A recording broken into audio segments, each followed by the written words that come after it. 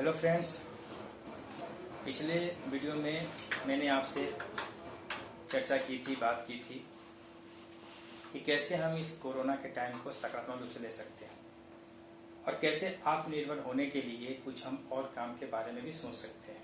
जो काम हम पहले से कर रहे हैं उससे हमारी जितनी भी आमदनी हो रही है, अगर आपको लगता है कि हाँ यह बहुत सफिशियंट है, अब इससे ज़्यादा हमें कमाने की ज़रूरत नहीं है, वेल एंड गुड। लेकिन जिन महानुभावों को लगता है कि नहीं जी, ये जो हम काम कर रहे हैं इसके साथ साथ कुछ एक्स्ट्रा काम भी करना चाहिए, वो काम भले ही पार्ट टाइम हो, तो उन महानुभावों के लिए मैंने एक मौका दिया था। मैंने आपसे कहा था कि जैसा मैं एक चीफ लाइफ इंश्योरेंस एडवाइजर हूँ और मैं आपको एज ए इंश्योरेंस एडवाइजर काम करने के लिए आमंत्रित कर रहा हूँ। LIC ऑफ इंडिया में इंश्योरेंस एडवाइजर बन करके आप अपनी आमदनी को बढ़ा सकते हैं या एक तरह से कहा जाए आर्थिक रूप से आत्मनिर्भर हो सकते हैं। इंश्योरेंस एडवाइजर बनने के लिए आपकी योग्यता 10th पास, 18 वर्ष पूरी होनी चाहिए उम्र। अपर लिमिट क्या, कोई लिमिट नहीं है। पैन कार्ड होना चाहिए, बैंक अकाउंट होना चाहिए जिसमें आपकी सैलरी और कमीशन जा सके, आधार कार्ड और 2 पासपोर्ट साइज फोटो। इन सारे चीज़ों को IRDA के साइट पर लोड करना होता है। वहाँ से IRDA की तरफ से एक UR नंबर मिलता है। उस नंबर के बेस पर आपको एक एग्ज़ाम देना होता है। दिल्ली में यह एग्ज़ाम झंडेवालान में होता है और दिल्ली से बाहर के जो महानुभाव सुन रहे हैं वो किसी भी LIC ऑफिस से जाकर पता कर सकते हैं कि हम LIC एजेंट बनने के लिए हमें एग्ज़ाम कहाँ देना होगा और उन्हें पता चल जाएगा। IRDA की साइट पर भी जाकर के आप पता कर सकते हैं।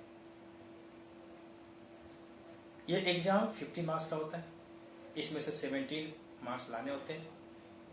एग्ज़ाम से 2 दिन पहले अगर आप नेट पर क्वेश्चन पेपर की प्रैक्टिस कर लेते हैं तो 50 में से 19 या 20 नंबर लाना बहुत ही आसान होता है और यहाँ केवल पास करने हैं, ऊपर के मार्किंग से कोई मतलब नहीं है।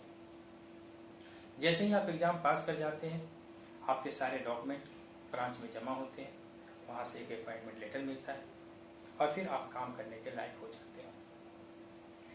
इंश्योरेंस एडवाइजर 2 तरह के होते हैं। एक CCA एजेंट कहे जाते हैं। ऐसे एजेंट को 7,000 रुपया प्रति माह की सैलरी भी मिलती है और प्लस कमीशन भी मिलता है। दूसरे नॉर्मल एजेंट होते हैं जिनको केवल कमीशन मिलता है। दोनों एजेंट के क्राइटेरिया अलग अलग होते हैं, काम एक ही है। जब आप ज्वाइन करेंगे उस समय आपको क्राइटेरिया बता दिया जाएगा कि दोनों के क्या क्या क्राइटेरिया है और इस तरीके से आप इंश्योरेंस एडवाइजर बन करके आप अपने आमदनी को, अपने आर्थिक स्थिति को मजबूत कर सकते हैं। LIC का एग्जाम पास करने के बाद आप मेडिक्लेम करने के लायक भी हो जाते हैं। आप म्यूचुअल फंड भी एग्जाम दे सकते हैं। तो यह LIC ऑफ इंडिया का एडवाइजर बनने का एक फायदा है।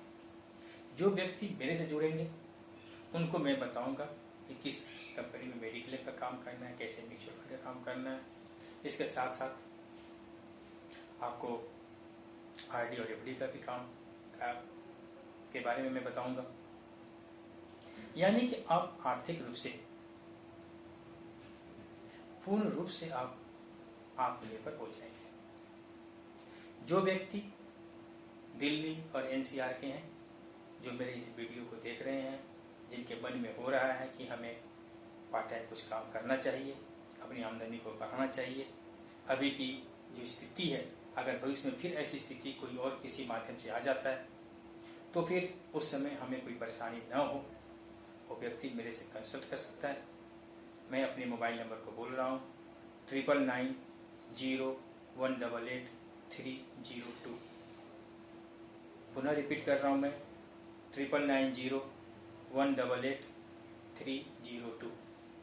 आप इस नंबर पर मेरे से संपर्क कर सकते हैं और भविष्य की योजनाओं के बारे में आप मेरे से बात कर सकते हैं कि आर्थिक रूप से हम कैसे निर्भर। यहाँ कुछ साथियों के मन में प्रश्न आ सकता है कि हम LIC ऑफ इंडिया का ही इंश्योरेंस एडवाइजर क्यों बने। अगर आप IRDAI की साइट पर जाएंगे तो वहाँ 24 इंश्योरेंस कंपनीज आपको मिलेंगे।